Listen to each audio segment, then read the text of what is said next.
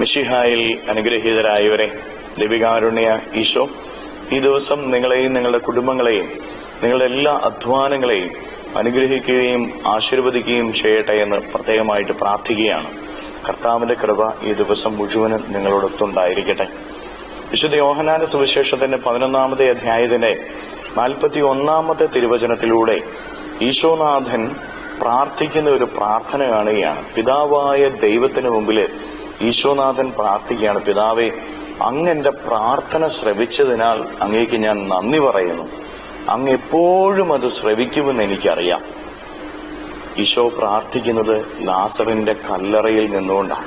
ലാസറിന്റെ കല്ലറയ്ക്കരികിൽ നിന്നുകൊണ്ട് കർത്താവീശോ മിശിഹ പിതാവായ ദൈവത്തോട് പ്രാർത്ഥിക്കുകയാണ്. അങ്ങന്റെ പ്രാർത്ഥന ശ്രവിച്ചതിനാൽ ഞാൻ അങ്ങേക്ക് നന്ദി പറയുന്നു. പ്രിയപ്പെട്ടവരെ, ഒരു പ്രാർത്ഥനയും ഈശോ ദൈവത്തിന് മുമ്പിൽ സമർപ്പിക്കുന്നില്ല. അങ്ങന്റെ പ്രാർത്ഥന ശ്രവിച്ചതിനാൽ ഞാൻ അങ്ങേക്ക് നന്ദി പറയുന്നു എന്ന് പറഞ്ഞുകൊണ്ട് ലാസറിനോട് പറയാണ്, ലാസറെ, നീ പുറത്തു വരിക എന്ന്. ഒരു കാര്യം ചെയ്യുന്നതിന് മുമ്പ് തന്നെ പിതാവായ ദൈവത്തോട് ഈശോ പറയാണ്, അങ്ങന്റെ പ്രാർത്ഥന ശ്രവിച്ചതിനാൽ ഞാൻ അങ്ങേക്ക് നന്ദി പറയുന്നു. ഈശോയുടെ വലിയ വിശ്വാസമായിരുന്നു ഇത്. പിതാവ് തന്റെ പ്രാർത്ഥന കേട്ട് ആ കല്ലറയിൽ ഒരു അത്ഭുതം പ്രവർത്തിക്കുമെന്നുള്ളത് ഈശോയുടെ ഉറപ്പായിരുന്നു, ഈശോയുടെ വിശ്വാസമായിരുന്നു. നമ്മളൊക്കെ ഒരു കാര്യം പ്രവർത്തിക്കാനായിട്ട് പോകുന്നതിന് മുമ്പ് ഇങ്ങനെയൊന്ന് പ്രാർത്ഥിച്ചിട്ട് പോയി നോക്കി, പിതാവേ, എന്റെ പരീക്ഷയിൽ എന്നെ വിജയിപ്പിച്ചതിനാൽ ഞാൻ നിനക്ക് നന്ദി പറയുന്നു.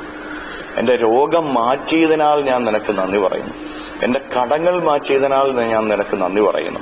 എന്റെ ജീവിതത്തിലെ തടസ്സങ്ങൾ മാറ്റിയതിനാൽ ഞാൻ നിനക്ക് നന്ദി പറയുന്നു. എന്റെ ജീവിതത്തിൽ ഓരോ നിമിഷവും അനുഗ്രഹിച്ചതിനാൽ ഞാൻ അങ്ങേക്ക് നന്ദി പറയും. ഇങ്ങനെ ദൈവസന്നിധിയിൽ പ്രാർത്ഥിച്ചിട്ട് നീ ഓരോ കാര്യങ്ങളും ചെയ്തു നോക്കിക്കേ, ദൈവം അത്ഭുതങ്ങൾ നിന്റെ ജീവിതത്തിൽ പ്രവർത്തിക്കും. അത്ഭുതങ്ങൾ നിന്റെ ജീവിതത്തിൽ നിനക്ക് കാണാനായിട്ട് സാധിക്കും. പ്രിയപ്പെട്ടവരെ, അങ്ങനെ പ്രാർത്ഥിക്കുന്നതാണ് യഥാർത്ഥ വിശ്വാസവും യഥാർത്ഥ ബോധ്യവും യഥാർത്ഥ ഉറപ്പും. ദൈവം എന്നെ അനുഗ്രഹിക്കുമെന്നുള്ള ഉറപ്പ് നിനക്കുണ്ടെങ്കിൽ നീ ഒരു കാര്യം ചെയ്യാൻ പോകുന്നതിന് മുമ്പ്, ദൈവമേ, ഇത് ചെയ്തതിനാൽ, ഇത് സാധിച്ചു തന്നതിനാൽ നിനക്ക് നന്ദി പറയുന്നു എന്ന് നീ ദൈവസന്നിധിയിൽ പ്രാർത്ഥിക്കണം. ഈശോ പറയുകയാണ്, അങ്ങിപ്പോഴും അങ്ങന്റെ പ്രാർത്ഥന കേൾക്കുമെന്ന് എനിക്കറിയാം. എപ്പോഴും ദൈവം നമ്മുടെ പ്രാർത്ഥന കേൾക്കുന്നവനാ. പ്രിയപ്പെട്ടവരെ, എപ്പോഴും നമ്മുടെ പ്രാർത്ഥനയ്ക്ക് കാതോർത്ത് നിൽക്കുന്നവനാ നമ്മുടെ കർത്താവ്. പക്ഷെ ആ പ്രാർത്ഥനയ്ക്ക് ഉത്തരം കിട്ടണമെങ്കിൽ, ആ പ്രാർത്ഥന അനുഗ്രഹദായകമാകണമെങ്കിൽ എന്റെ പ്രാർത്ഥന ശ്രവിച്ചു എന്നുള്ള ബോധ്യം, ഉറപ്പ്, വിശ്വാസം നമ്മുടെ ഉള്ളിൽ ഉണ്ടായിരിക്കണം. പലപ്പോഴും നമ്മുടെയൊക്കെ ജീവിതത്തിന്റെ പ്രാർത്ഥനകൾക്ക് ഉത്തരം കിട്ടാതെ പോകുന്നത് എന്താ? കിട്ടിയാ കിട്ടി, കിട്ടുവോ ഇല്ലയോ, ഇങ്ങനെ സംശയത്തിലാണ് പലപ്പോഴും നമ്മളൊക്കെ പ്രാർത്ഥിക്കുന്നത്. സംശയത്തിലല്ല പ്രാർത്ഥിക്കുന്നത്, കിട്ടി ഇങ്ങനെ പറഞ്ഞ് നമ്മൾ ഓരോ കാര്യങ്ങൾ ഈശോയ്ക്ക് കൊടുത്തു നോക്കിക്കേ. പ്രിയപ്പെട്ട ദൈവമക്കളെ, അവിടെ അത്ഭുതങ്ങൾ ഉണ്ടാകും. അവിടെ അത്ഭുതങ്ങൾ ഉണ്ടാവുകയുള്ളൂ എന്ന് തിരിച്ചറിയുക. കരങ്ങളെ യാചനയോടെ പിടിച്ച് ഈ ദിവസത്തെയും ഈ ദിവസത്തിലെ എല്ലാ കാര്യങ്ങളെയും, നമ്മുടെ കുടുംബത്തെയും നമ്മുടെ അധ്വാനങ്ങളെയും ജീവിതത്തിന്റെ എല്ലാ വഴികളെയും ഈശോയ്ക്ക് കൊടുത്ത് നമുക്ക് സ്തുതിക്കാം. ഹല്ലേലൂയ.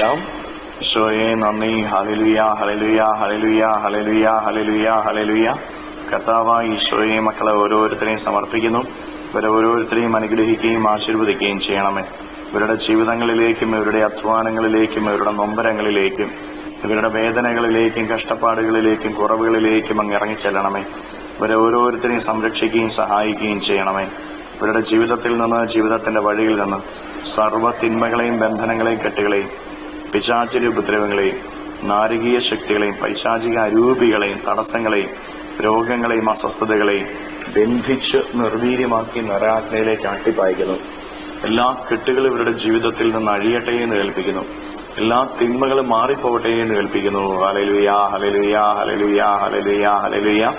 നിത്യം പിതാവും പുത്രനും പരിശുദ്ധാത്മാവുമായ സർവേശ്വരായ എന്നേക്കും ആമേൻ.